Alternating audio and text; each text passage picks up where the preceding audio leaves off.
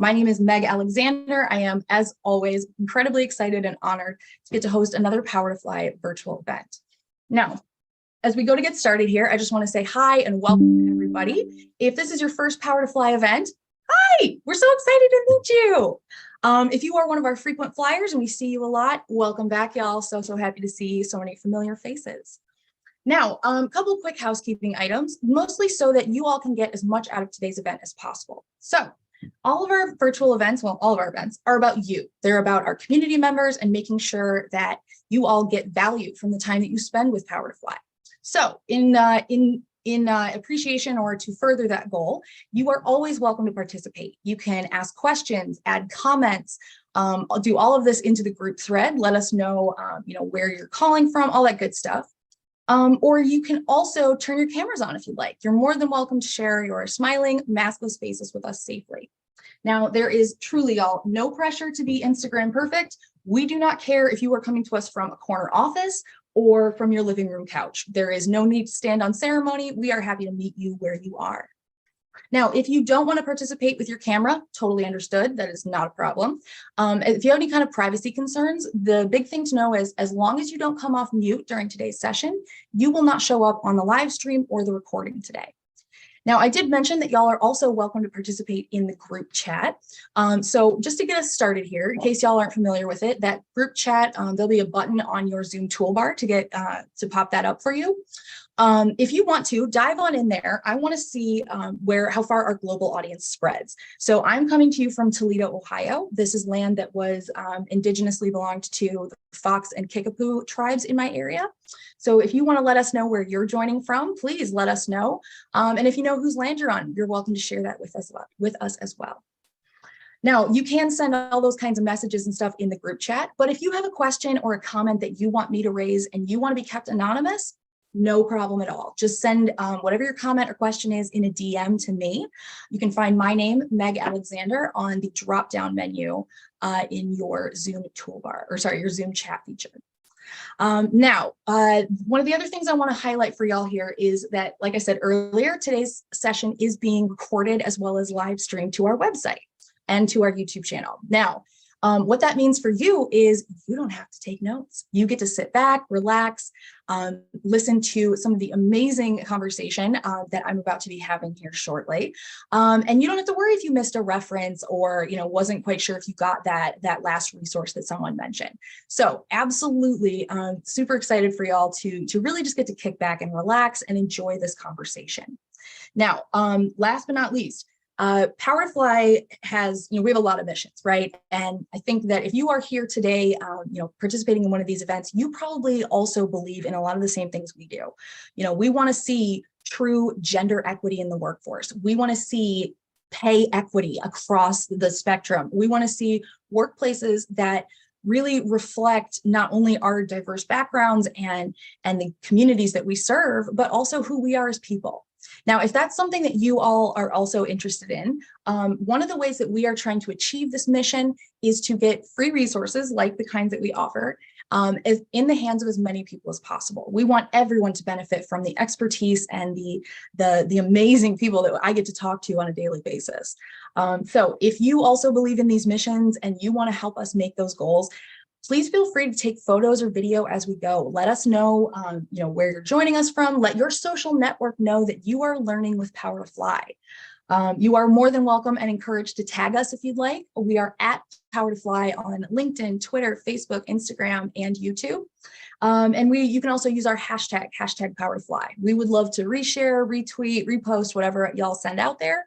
But we would just love to see some more of the information spread out to people. We want people to know about these free resources. I do see we've got people chiming in the chat here, telling us where they're from. Thank y'all. We've got people coming in from Buenos Aires, Boston, Mass, Salt Lake City, Bologna, Italy, Ashburn, Virginia, Jamaica, Georgia. Awesome, y'all. Thank you so much for coming today. All right, let's go in, and I'm really excited to introduce you to our speaker, but the last thing I'm going to do before we do that is tell you about Equinix. Sorry, Equinix? Equinix. Equinix is an amazing company that we've gotten to partner with for some of their needs, and they're an amazing company to kind of dig in a little bit more on. Now, if you're not sure, if you've never heard of Equinix before, I'm going to encourage you to go over to their Power to Fly page. They have every company that we work with has a company page on Power to Fly, and from this page you can do all kinds of stuff. You can search Equinix's open roles. You can take a look at their About Center to learn more about, kind of their company values, some of their benefits, that kind of good stuff. And then, as always, you can check out the jobs, their jobs lists directly from this page as well. Now, one thing I want to highlight for y'all is that, especially if you are actively job seeking and something about Equinix, kind of grabs your attention, I definitely recommend that you take advantage of the follow network. Now, what that is at the top of every company page on powertofly.com, there is a big pink button at the top right-hand corner that says follow. Clicking that does some great things for you, but effectively it acts like your friend who already works at Equinix. It's going to let the Equinix team know that you are interested in working with them even before you fill out an application. So it's especially great if you're actively looking, but maybe don't see anything just now that's posted that fits your needs or what you're looking for. But it is also a really awesome way to create a short list for yourself. So you sit in on these chats and you might not be actively looking for work. You might just want to talk more about being a sustainable employer or finding sustainable employment.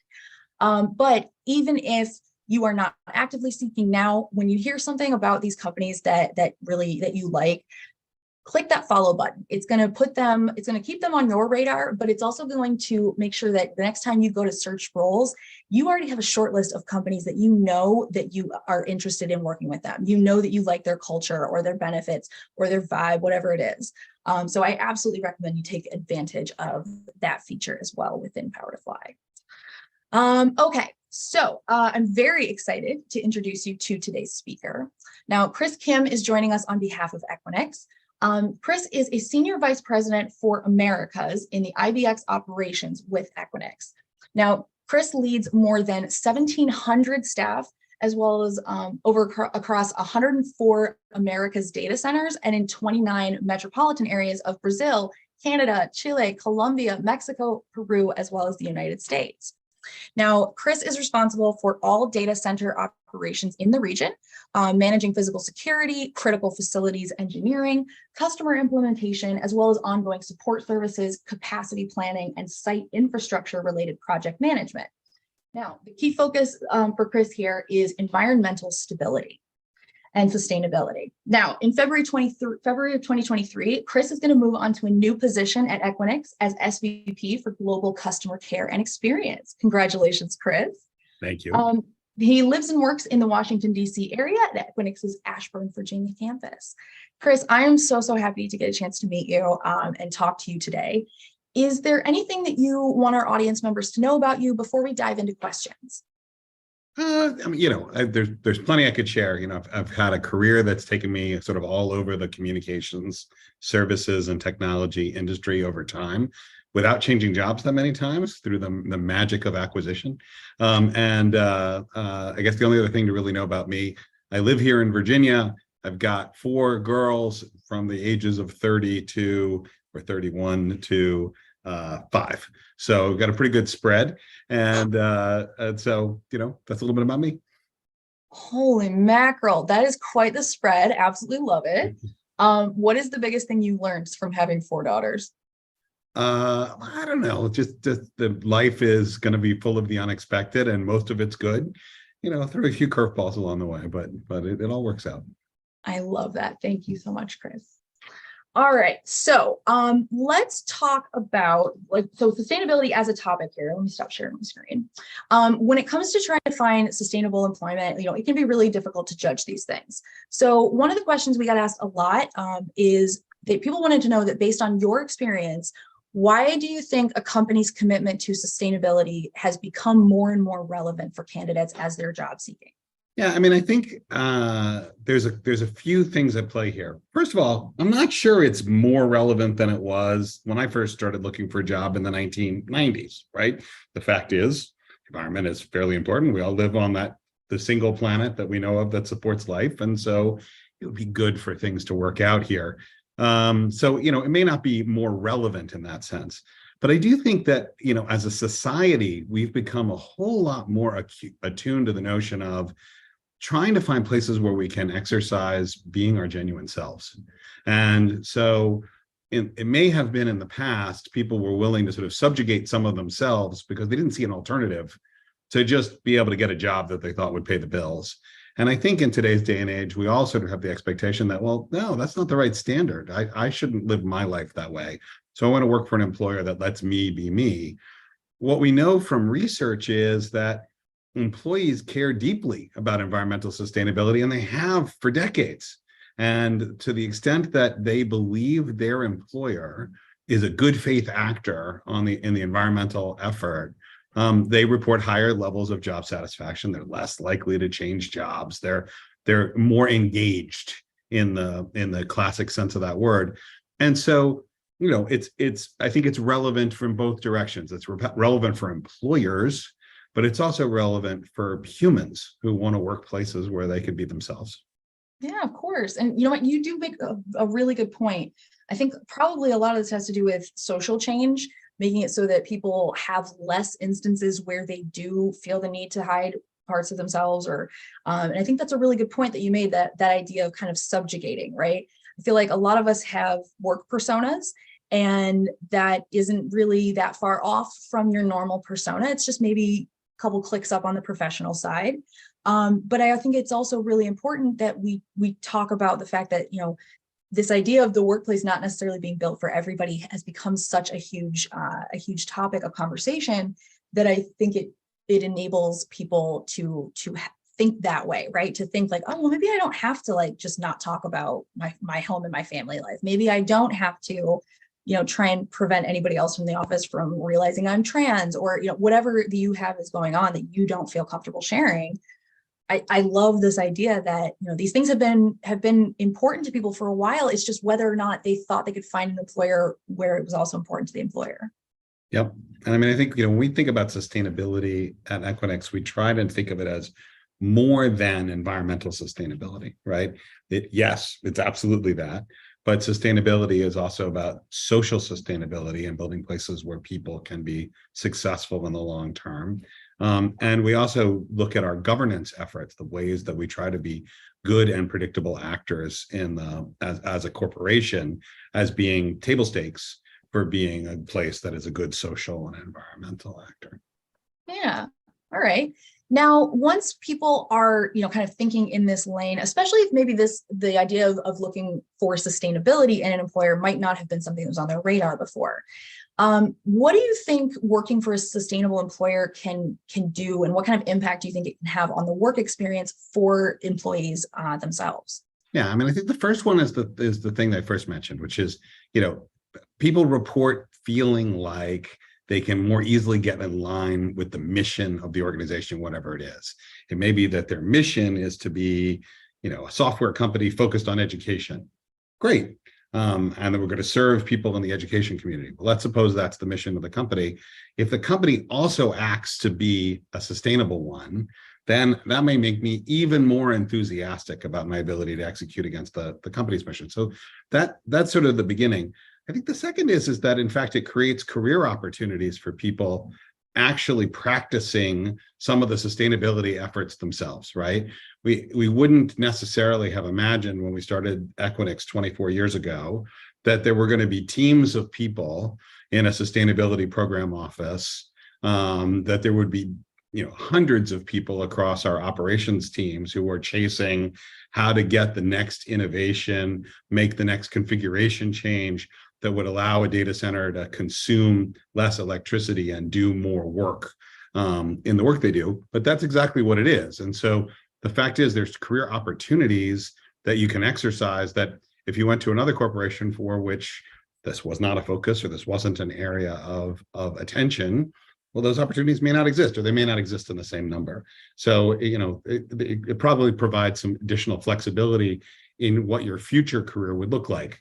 Very few of us went to school for environmental sustainability or social sustainability, right? We went to school for something else. But over the course of your career, you bend and morph and flex, and you find opportunities and you move into new assignments, and voila, there you are. So the more opportunities, the better, I guess, from my way of thinking about it. Yeah, of course. And honestly, it kind of makes me think in terms of, transparency in general when it comes to your employer, building that trust with your employees or with your employer, depending on which, side of the coin you're on. That can be huge and can really help support when there might be other things that aren't going so great. And so having that trust and knowing that your employer is not, they're trying to be good actors. They're trying to walk the walk, and being transparent in that, I think, does give people a little bit more trust, right? You do want to be seen to be following through on the things that you're talking about. Yeah. Okay. Now, if we are, let's go kind of granular and talk about the individual applicant experience. What questions do you think applicants should be asking hiring managers to help figure out the role that sustainability plays at that company?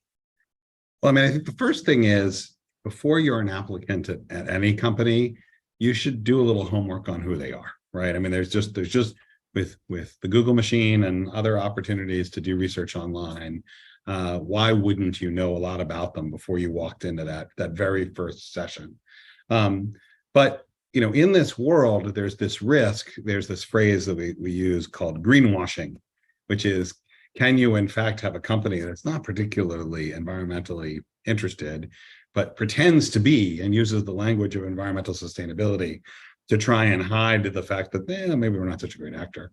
And so, I think the places where you could fight that kind of possibility would be two ways. One is, look for the employer to be able to articulate how it manifests itself in the work that you would do.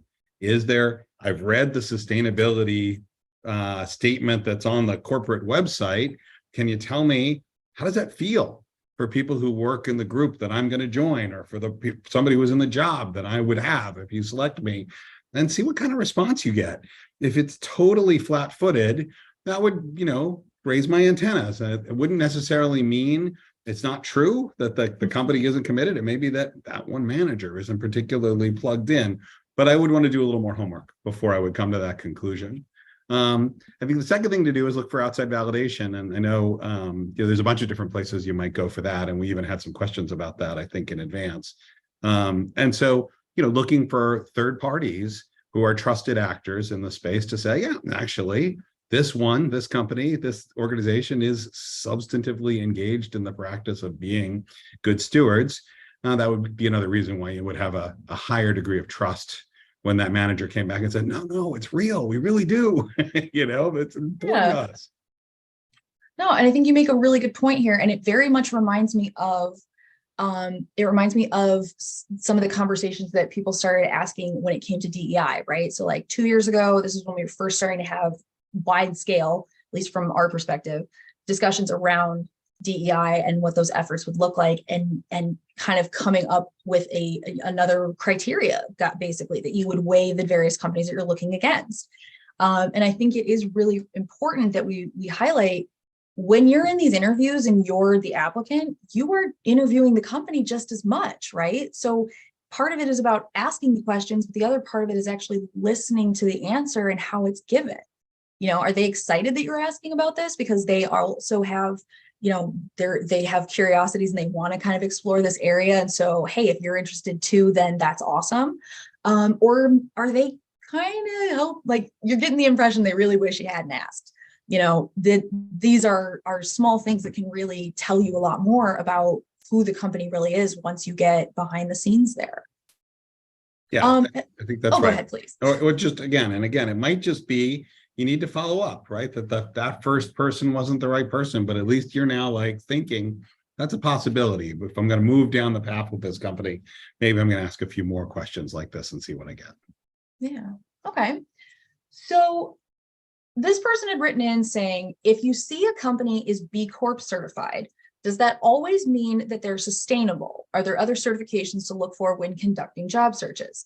All right. So first off, I think most people know the baseline of this is I come in knowing not a whole lot, and I get to kind of be the every person. So apologies if this is a silly question, but let's talk real quick. What is B Corp certified? What does that mean? Yeah, I mean, so we both may need to phone a friend because I'm not a subject matter expert in this space either, but I did a little bit of homework before this conversation. There is an organization, B Labs. I think their phrase is there is no planet B for us to fall back upon, and so they are definitely concerned about environmental sustainability, but they use a methodology, a kind of survey form for a corporation to become B Corp certified. And I think the company needs to score 80 out of 100 points on their matrix in order to be able to use the B Corp certification. So they could be strong in other areas. There's a bunch of social sustainability things as opposed to environmental sustainability in the mix. So I think the answer to the person's question is no, it doesn't necessarily mean they're environmentally sustainably strong. It's a good indicator to what we were talking about before, though. It's a corporation that has gone out of their way, or an organization that's gone out of their way to say, we're going to make a real commitment to uphold our role to stakeholders beyond just the owners of the corporation, right?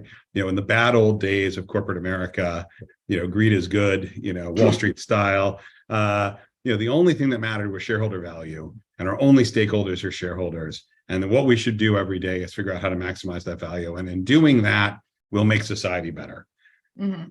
I don't entirely subscribe to this notion. And the notion that there are other stakeholders that matter, like the people who live in the communities where we operate our business, is part of what we subscribe to at Equinix. We're not a B Corp. So we would fail the test. Are they a B Corp? They are not. Would we pass the test that we are committed to some of the same values that seem to be underneath the B Corp structure? We are. And so with that in mind, you probably wouldn't use that as your sole selection criteria. Okay, I like that. I did do a quick Google search in the back. According to most of what I was able to find, B Corp, like you said, B Lab is a specific company that does this. They're a nonprofit, yep. And that's good, right? You want the third party to be, free from a lot of influence. Of course, yeah. And if you all are trying to come up with companies that you might have heard of that are B Corp certified, the ones that I'm seeing that are name brand recognizable for sure: Ben & Jerry's, Warby Parker, Patagonia, and Lemonade.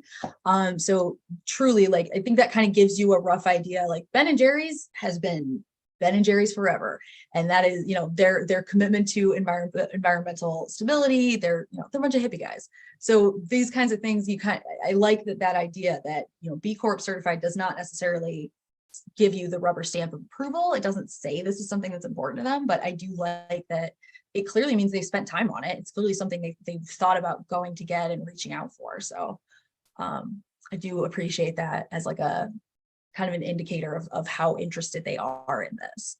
Are there other certifications that people should be looking for? Is there, other things that might signal this if the company is not B Corp or certified by B Lab?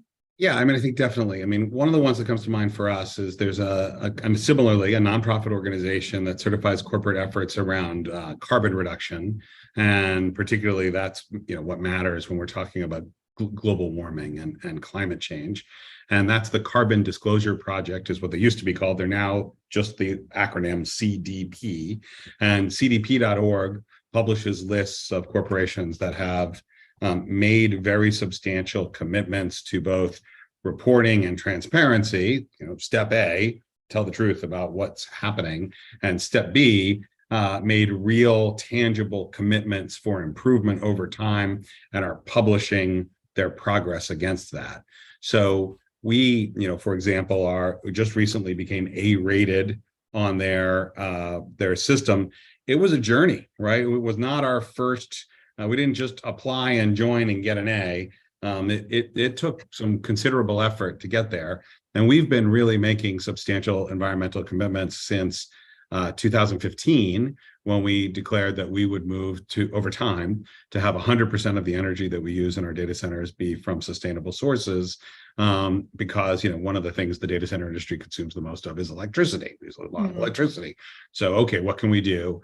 And our efforts have been to try and create additional renewable energy sources through our procurement effort, right? That we're not just looking for ways to hoover up what's available. We're trying to say, are there ways that we can actually make the grid itself greener, and in that way satisfy ourselves and our customers who have desires for us to use renewable energy, but also add to the net amount of renewable energy that's available.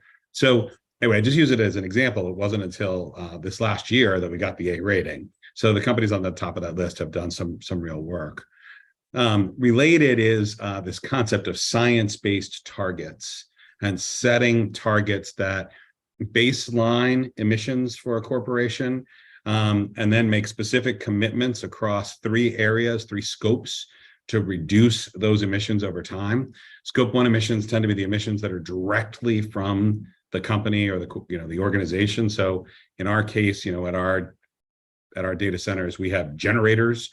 If the utility power fails to a data center, it's bad. If the lights turn off, we're against that. So the generators and batteries carry the load until utility power is restored. Those generators generally run on diesel fuel today, although we're looking at biofuel alternatives now that would reduce the carbon emissions from them. But when they run, which is infrequently, but they do run, they emit a certain amount of CO2 because we're running diesel gas, just like if we were driving a diesel truck. And as a result, we have some amount of direct carbon. Well, that's our scope 1 emissions. What can we do to reduce our scope 1 emissions? Scope 2 emissions are really the ones that your utilities generate for you, right? We're buying power from a given power company. They've got some mix of power sources that probably includes gas and coal and nuclear and sustainables. How much carbon comes from that indirectly by the electricity you consume? And scope 3 is your supply chain. Who's everybody you buy from that supplies you, whether it's construction materials that go into the buildings you build, or it's the widgets that get consumed on your factory floor. Those suppliers are generating some amount of emissions in their activity. And so Carbon Disclosure Project, CDP, really encourages companies to try and drive into their supply chain and say, let's get your supply chain to make science-based targets, to make commitments, to pursue CDP certification so that they too will come along on the journey. And the notion is with enough of the larger entities participating, you get thousands and tens of thousands of smaller organizations that are also participating. So yeah, it's trickle down, but I think it works in sort of bringing people along for the journey. So anyway, those are, again, my point really is those are really substantial commitments. You don't do that trivially. If you say you're going to do that by 2025 or 2030, yeah, you've just signed up programmatically for dozens of people's worth of work, substantial reporting, engagement with your supply chain at a different level of intimacy than many companies have. And so it's a good proof point that you don't do that because it just, on a whim, let's sign up for this thing. It's not like that. No, I think that's a really good point to make. All right, so let's say we've got somebody who's, we've got a company that's saying like, oh yeah, we have this certification and that. Do you think it's as simple as like a Google search? Like if somebody is told like, hey, we're green certified, blah, blah, blah. Is that something that people could ask? Like, hey, could I get a list of those or, something to follow up on? Typically, a company would publish them on their website. So, I do think you wouldn't sign up for the commitments. You wouldn't earn the certification and not convey it. If it wasn't important to you, why would you bother, right? Yeah. So it should be easily possible to identify what their claims are of what they've reached, and then it shouldn't be too hard to then try and dig into. And is that real? Like, is that a substantive, thing or not? And as you know, right, whenever people are getting certified, the devil's in the details a little bit, and sometimes we've seen organizations pop up to again do a little greenwashing, and I think you can pierce that with Google or by phoning a friend to somebody who has got a little bit more depth of understanding in the space. Yeah, of course.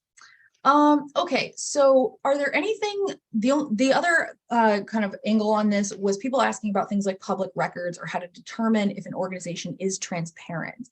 Do you have anything else to add here? Like, do you think that there are certain places people should be looking? Yeah, not beyond what I've already suggested. CDP again has a really high transparency standard. Somebody in the chat has suggested, LEED certifications. That's a a standard for buildings and building efficiency. They're usually earned at the time the building is built or a building is expanded. LEED certifications are substantive and rigorous and substantial. And again, if you're going for a LEED certification of a building, you're signing yourself up for quite a project. So that's a good indication. But yeah, I think it really comes down to just looking for what can you find. Again, at Equinix, we just have a URL, sustainability.equinix.com. We publish an annual report. If you go on that website, it's not like here's a 4-page, marketure of, what we did with sustainability. It's deep. There's a lot of data and a lot of information available there. So again, I would look for, I'm not saying that we're the poster child of doing this right, but look for the evidence that there's something like that out there. If there's not, it would have me asking more questions. Yeah, of course. Now, once they're digging in and looking at these things, what are the metrics they should look for? Like, is there anything that's like, hey, this is key? Make sure that they're looking at, their light bulb usage or, whatever it is. I think it really turns on the individual, right? I mean, yeah, for carbon disclosure, right? That it really is that there is a carbon disclosure, that there's something that they've said this was our baseline. They've made a commitment. They've got an aim. They're trying to get to net zero. They're trying to get to a 50% reduction from their baseline, or a 35% reduction from their baseline, or whatever it may be. But again, when we started the conversation, we talked about how sustainability could be bigger than environmental sustainability. And so, no, I don't think it should only be count their incandescent light bulbs and know how bad they are.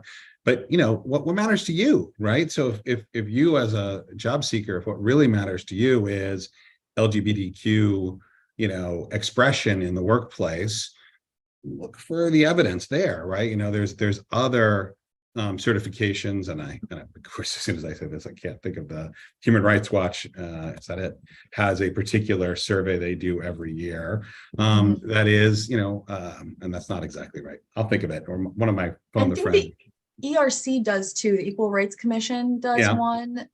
There's a couple organizations that do. And so, again, I think what it turns on is a little bit of what matters to you, right? Like what, and maybe it's a combination, right? Because we're complicated people. We're not single issue people. So with that in mind, I don't think there is any one thing I would point somebody at and say, here's your litmus test. This is here, you're good. If this is not here, you're bad. It's more complicated than that. But again, if we go back to the idea that we just want to be our genuine selves, then I would be looking for the evidence that what I want to be is represented in the place I want to go. One of the things that you might look for is things like employee resource group activity. Do they exist? What groups do they represent? What sort of activity do they have recently? If there's one you're particularly interested in, could you ask a question like, could you share with me what they've been up to? Again, the first person you talk to might not be able to give you a soliloquy on the subject, but one of the questions would be, well, how do they feel about that, right? Yeah. One of the things we try to think a lot about is how, in an interviewing process, is show us how you'd be a cultural add to our corporation. Like how would you join us and make us better? If you're asking questions like that, that tells me you have an interest in being engaged in a way that not every employee does. It might be a real differentiator. Yeah, that is a very good point. I think that, the questions that you're asking can indicate a lot more about you and about what's important to you. And ideally, employers would take kindly to that. They would recognize like, oh, hey, this is something that's important. So I very much appreciate that. Okay, if you are on the other side of this, you are on the company side, how can companies get started down the path without becoming paralyzed by the myriad facets that are involved in a public sustainability commitment? Yeah, I think start small, right? Like, and look for something that's aligned with the core mission of the organization, whatever it is, right? So for Equinix, again, you looked at our business, gee, we really do use a lot of electricity, right? Like that's not untrue. All right. We have some customers, not a lot of customers in the past, but some who are saying, hey, it's really important to us that your electricity be sourced from sustainable sources. What are you doing about that? And what commitments have you made? Well, if you think about that, what did that journey lead us to? Well, that led us to little bit of incremental expense in the way we buy electricity and our need for people who are sophisticated in the market. The other thing it led us to is to be much more energy efficient. So I don't know that we've racked this up, but I wouldn't be at all surprised if we discover that, well, gee, it costs us a bunch of money to create, all this infrastructure to be able to execute these plans. And that investment has totally paid for itself because it helped us reduce our total, inefficient use of electricity and let what we use really be used for what our core mission is, which was powering the digital infrastructure of the world. And so if that happens, then that's a great outcome. And so I guess, if you're a different organization with a different mission, the question would be, what matters to your customers? What matters to your internal stakeholders? Where's the opportunity? It might not be energy. It might be something else. If you're in the restaurant business, maybe it's around disposable utensils because you're in the takeout business and, we're going to do compostables, or we're not going to do compostables because there's no composting available in our area. So what are we going to do instead? We're going to use recyclables, recycle materials that could lead you to different paths. And I don't think there's anything wrong with starting with, we can do this. Mm-hmm. Okay, we did this. Can we now do something else? Great, you can do more. Sure. To quote the philosopher queen, Taylor Swift, the haters are going to hate, right? Like there's always going to be somebody out there who'll throw a rock and say you should be doing more. Unfortunately, that seems to be the nature of the world that we live in at this moment. But the fact is that, if we each did a little more good, it seems to me that's a net positive motion. Oh yeah, I mean, it's one of the kind of immutable things in life. Every drip makes a puddle, right? So it's the little things that really do start adding up. I work for one of my other jobs. I work for a small business, and we're a tailor alteration shop. And the big thing that we're doing this year is we're going towards recyclable bags, like the garment bags that go over the clothing. And it's a small thing, but it's one of the bigger, kind of waste areas of our business. And so that's something we're looking into. So yeah, I think that is, Mandy even called it out in the chat, calling it situational solutions. And I think that is very, very true. Start small and see if it's sustainable. And if it's not, that's okay. Go down from there, take a couple steps back. But yeah, absolutely. I think I like that idea of starting small instead of getting overwhelmed by how do I make a difference. I like that. Okay, let's talk about Equinix. What are some of the sustainability commitments that y'all have started or undertaken that have created the biggest impact for you so far? Yeah, I think the very first one we made at scale was around this renewable energy commitment that we would use sustainable energy for all of our operations everywhere by 2030 or sooner. And every year since then, we've been reporting on our progress. And so if you look in the United States or in Western Europe, 100% of our electricity comes from sustainable sources. And we're now really down to solving for corner cases. Equinix operates in something like 260 data centers in 32 countries in 74 metros. So there's literally places in the world where the renewable energy buying and selling market has not developed in the way it has in much of the world. And so we're literally engaged with, local government and country government to say, we need this, right? Like we need to establish the ability to do this in a given marketplace until such a time as the grid itself is 100% sustainable. At that point, we can stop, right? So I think that one is the most significant because it has had such a dramatic impact over time. We said in 2021, which is the last year we published data for, that we were 95% of the electricity we used around the world came from sustainable sources. And so, we expect to do better and better and better in that as we approach 2030. And we figure there's no penalty for finishing early, right? If we get this done a year or two before, no one will complain. So that one's a big mover. And it led us to conclude, that, sort of like I described before, if you start with something, and I won't call that a small something, but if you start with something, you can expand from there. And then our conclusion was to make our next set of climate commitments, our science-based targets, our commitment to climate neutrality, the increment that we had to go beyond what we had already committed to in the sustainable energy commitment wasn't as great. it was relatively smaller. And so you say, well, we did this hard thing. We can probably do this next thing that's hard, but not as hard. And we'll move the ball down the road, right? And so that's really been our I think the Senate starting point of where we did. And then I think, the CDP, the carbon disclosure stuff, which is setting tangible goals, real reporting, transparency to it. I think that was the next set of things. And then in other areas of sustainability, I think we're still looking for stuff to catch fire. We made some corporate commitments to increase representation in a set of groups that are underrepresented in our workforce today. And we've been hard at work at it, but we haven't hit we didn't hit in 2021, the last year we reported for, our annual commitment for what it was that we wanted to see the representation increase by. It increased.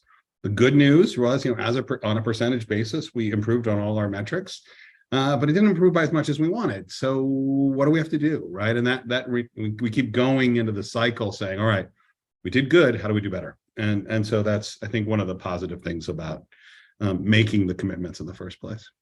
Yeah. And I think it's very important to keep top of mind that it's a living, breathing thing, right? It's not really a set it and forget it. You're going to start down this road and there's going to be changes that have to be made. And, I think it's also helpful for people to understand that while this can be a very large undertaking, that it's not impossible. And everybody that's gone through this has started in the same spot where they also have to try and kind of pick where they're going to start. Yeah. And I think, what's become clear, I think, to more and more people in the last few years is that the imperative is real, right? Like that, there was a long time, at least in the United States, unfortunately recently, where we're still debating, is climate change even for real? Yeah. And is it really caused by man-made sources? And, while you can look at the climate record and say, well, there's periods when it's been warmer and colder, it turns out if you conduct an experiment by putting trillions of metric tons of carbon into the atmosphere, it appears that what happens is the planet gets warmer. And so, and we're seeing it, right? We're seeing it in weather events. We're seeing it, in unprecedented drought in the American Southwest, hundreds of years back in the climate record to find anything comparable. Yeah. Severe storms, freak weather, all the things that we keep seeing on the news or we unfortunately experience closer to home. I think it's a wake-up call that says, you got to do something about this, watching coastal communities deal with the fact that, flooding is just becoming more common. Here in Virginia, where I live, we live on a plate, back to plate tectonics. We live on a plate that is a subduction plate. It's going under the plate that's next to it. The land is falling and the sea is rising. And the combination is not a great combination if you live at the seashore. So, it is there's real reasons why we have to think differently than maybe we did in the past about, well, what are the solutions that we're going to take? And again, small steps first, but we got to take some steps. Yeah, of course. We have just about 10 minutes left in today's session. So if y'all have questions that you want to ask, please feel free, send them in the group chat. You can DM them to me if you have a question that you'd like to ask there, and you want to be kept anonymous, no worries. Just make sure you ask your questions before time runs out today. All right, so let's talk about leadership. If you are trying to get buy-in from leadership regarding the importance of creating a serious sustainability initiative. So we're not talking like, we want everybody to wear green on this day to, recognize Earth Day or something. If you're trying to do something serious and a substantial commitment, how do you get the buy-in that you need from leadership? Yeah, I think, back to the conversation we had before. First, what matters inside your organization? And that's probably led by mission. What is the organization trying to achieve? Who are the customers or stakeholders that you're trying to serve? What do they care about? And then who are the internal stakeholders? And what are the big drivers for them? And what do they care about? So again, at Equinix, it was an inside out phenomenon, right? We had some people on the inside advocating we should do more with renewable energy, but we also had customers asking from the outside. So that hard to ignore your customers, like you want to pay a little attention to them. But the fact that it was aimed at one of the most, a big cost in our business, that a whole bunch of people say, well, actually, if we could do something about this could really make a difference to the way the company is successful across a whole bunch of metrics beyond, just the environmental ones. What can we do here? And so I think that's a powerful place to look for aligning interests between the stakeholders. Who are the end users or end customers? What do they want and need from you? How does the needs of the organization align with that? And making a dollars and cents case that says, gee, if we did this over time, we would be differentiated and it would provide what benefit? It would provide the benefit that we would have more customers, that we would win business from some of our competitors who are not paying attention, that we will stop losing customers to a competitor who is paying attention. It may be a defensive act, right? But I think I would look for, if you're trying to motivate leaders and the leaders are not necessarily as attuned as you want them to be, you got to find what matters to them. That's sort of the heart of all politics, right? What's in their interest, and can you get those interests to align? And if you can, it's really powerful. And if you can't, then there's other employment opportunities you might want to consider. Yeah, absolutely. Jennifer shared in the chat here, quote from Indira Gandhi: have a bias towards action. Let's see something happen now. You can break that big plan into small steps and take the first step right away. I think that is absolutely, thank you, Jennifer, for sharing that. I think that is a very, very prescient advice here. Okay, let's say that you are newly hired. This person that wrote in specifically said that they are a project manager. How can an individual employee contribute to those sustainability efforts through day-to-day operations? Do you think it depends on the role that they hold within the org, or do you think there's kind of a middle ground for everybody? Yeah, I mean, I think probably everybody has some opportunity, right? And I don't want to be trite about it, but I mean, I really do think that you probably could find some way to have a little bit of impact, no matter what job you had. If you're a project manager, it's a term we use for a lot of things. It could be so directly related to environmental sustainability. If you're talking about like construction project management, right? Like there's a billion ways that we could impact the way we design, construct, operate buildings, that a project manager might be able to start nudging the organization towards a better outcome. If they're a project manager of a different type, the individual circumstances may vary. But again, I'd be looking for what in the projects that I'm working on, are there obvious environmental opportunities that are related to the work that we're doing, and who would care about them, right? And so I mentioned before, internal stakeholders like executives, and external stakeholders like customers. And a lot of external stakeholders that are in other buckets. They could be community groups, right? Your neighbors that are involved in assessments. It could be local government that does things like provide incentives. Utilities provide incentives for energy efficiency sometimes. Or on the flip side, if they feel like you're not a good actor, they may erect barriers to allowing your business or organization to expand. So by being active in some positive way, you may, create indirect benefits for the future that you don't even immediately realize. So those are other places where it could make a difference. So I think, that's a kind of place where a project manager could look for, how can I maybe take a broader picture of this work we're doing, since almost always they're stretching across silos, and see some of those other stakeholders that aren't represented in marketing, sales, operations, manufacturing, who are collaborating on launching the new product. Okay. All right. I like these ideas. Thank you. Okay. We've got a little bit under about 5 minutes left for questions. So if you got them, get them in. What can employees do to hold their employers accountable? If you are one person or one cog in the machine, it can feel like you really can't do anything. What do you recommend people do?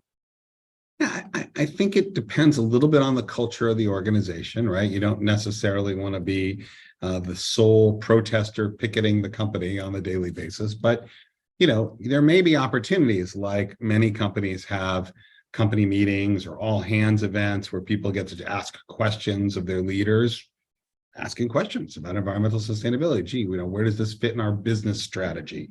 And what are we doing? What are something that you would point to for somebody who is concerned about this? Might be ways to gently say to a leader, you need a story here, and it would be a better story if it were true. So maybe you could come to this meeting and share an idea that would show us that we have a true a plan in this area. Again, I mentioned the employee resource groups. There may be an opportunity to look at employee resource groups as a way to have conversations about different dimensions of sustainability that are useful, and that those groups too tend to be the first listened to by leaders in some organizations, because they're trying to get a pulse on their workforce and trying to see, what matters, what makes sense. So if that becomes a topic that the employee resource group is asking their leaders, the corporate leaders that they engage with about, that may signal to leadership that it's something that needs a little bit more attention. So again, I think it probably matters on where you work. Hopefully you work in a kind of place where you can swing by the CEO's office and have a conversation about it. We don't all work there, but you may be in a place where you could just do that. And I don't think there's anything wrong with that either. Again, you sort of think about this. I think a lot of times people think, gee, I don't want to make waves, right? I don't want to call any negative attention to myself or undue attention to myself. And I don't think we should do this every day, but I guess in my career experience where I've made a few waves, I've gotten more credit than pullback from that action. And again, if I really felt like, gee, I was being penalized for pursuing something that's important to me, that'd be a really good signal to me that it was time to find something else to do, or at least somewhere else to do it. Yeah. Okay. All right. One of the last questions I have for you, I want to talk about, from a candidate perspective, do sustainable practices make a candidate more attractive to an employer? If yes, or kind of either way, how do you suggest people highlight those practices in their resume? Yeah, I mean, I think there's lots. I mean, that I compost, that I recycle diligently. I don't know, maybe not, right? Like that might not be a differentiator.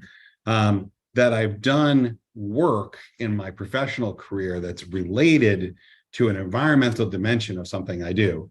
I'm a project manager. Actually, I've been a project manager on a project that identified ways to reduce corporate waste. And by reducing corporate waste, at my previous company, we were able to reduce our total, waste management bill by $8 million and reduce the amount of stuff that was going to landfills by 45%. Well, that seems like a more interesting project manager to me than somebody who didn't have that kind of experience or proof point in their experience. And as we said, most of us didn't go to school for these kinds of practices.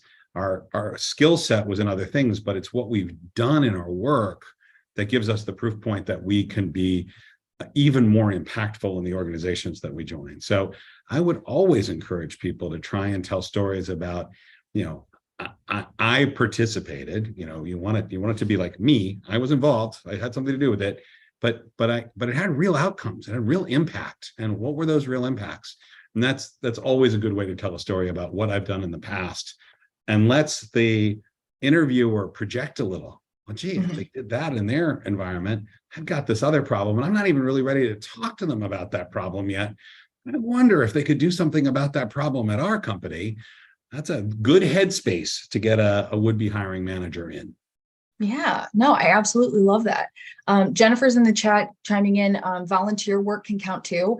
Absolutely. That is absolutely true, y'all. When you're talking about, people want to know, what else you do with your time, if you've got hobbies, if you've got whatever. But if this is something that is important to you, this is a great way to show it. Like, hey, I volunteer with such and such organization, sorting recycling every week, or we have a program within the schools where we go in and talk to kids about composting at home or whatever.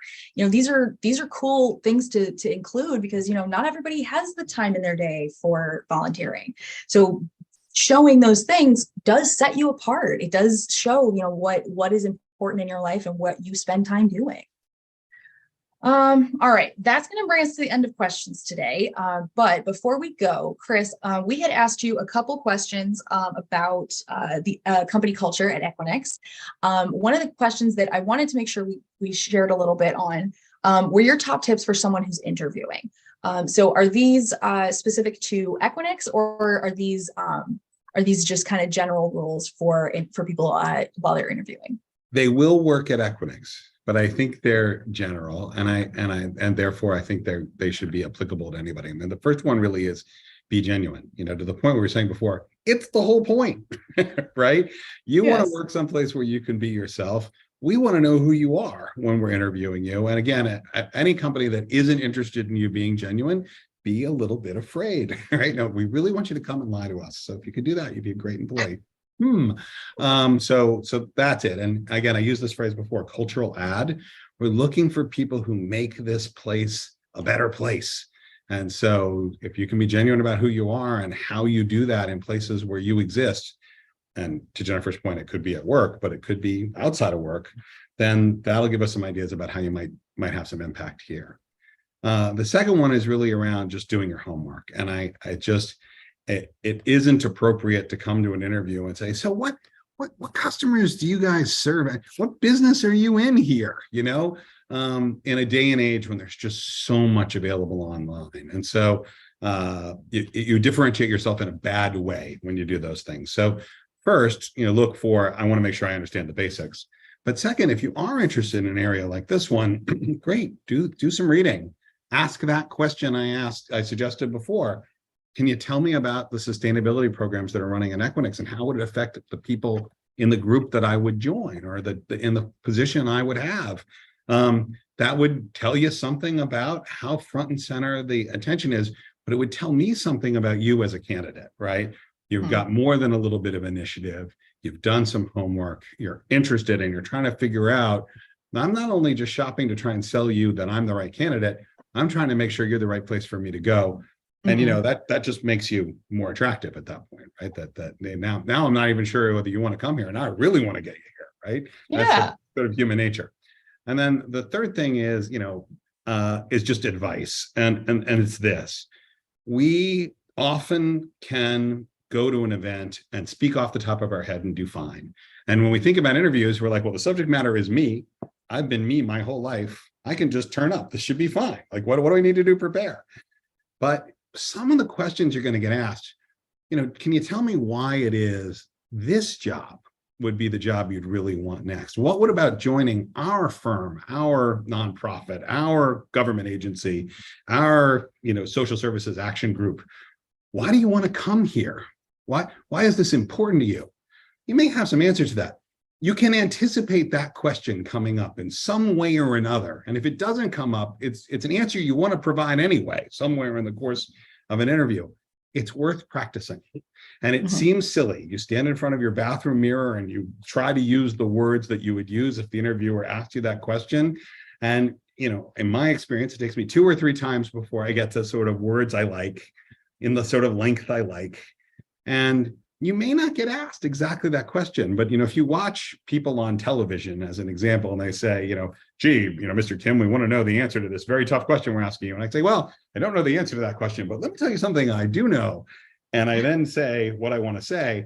If you've practiced what it is that you want to make sure that an interviewer hears about you beforehand, the chances that's going to actually come out in the interview go way up. I've also seen this phenomenon with very good, competent people when they present and they sort of circle the issue. They're sort of like the airplane on approach, sort of zeroing in on the runway, and they eventually land the plane. But if they'd thought about the question in advance, even partly, they might have gotten there in fewer loops. Yeah. And that just seems crisper. And I guess as a product of our media world, crisper seems smarter, brighter, more entertaining, better to have around, whatever the reason, we're drawn to it. So if you have your choice, go for that. And then my last point is just be on time, and which we're trying to be, and which is just that, it's ridiculous to be late for an interview. And, if you're on time, you're probably late. So you want to be a few minutes early for an online interview. You want to be 10, 15, 20 minutes early for an in-person interview, just to make sure that when they're ready to go, you're ready to go. Yeah. I love this. This is all amazing advice. Chris, I want to take a second here to thank you. It has been wonderful to get to meet you and learn from you for the last hour. I know our audience really, really appreciates it as well. So thank you so much for your time and your expertise. It's been my pleasure. Thank you very much for having me. All right, y'all. Big thank you to our audience members as well. Hi to anybody watching on YouTube. We're so happy to have you. I hope that y'all had a wonderful time today. If nothing else, please pat yourselves on the back. Y'all took an hour out of your day to do something positive for yourself and your career. That is not an easy thing to do these days. So thank you to each of you. I hope that this was a positive and impactful event for you. I hope that if this was your first Power to Fly event, it will not be your last.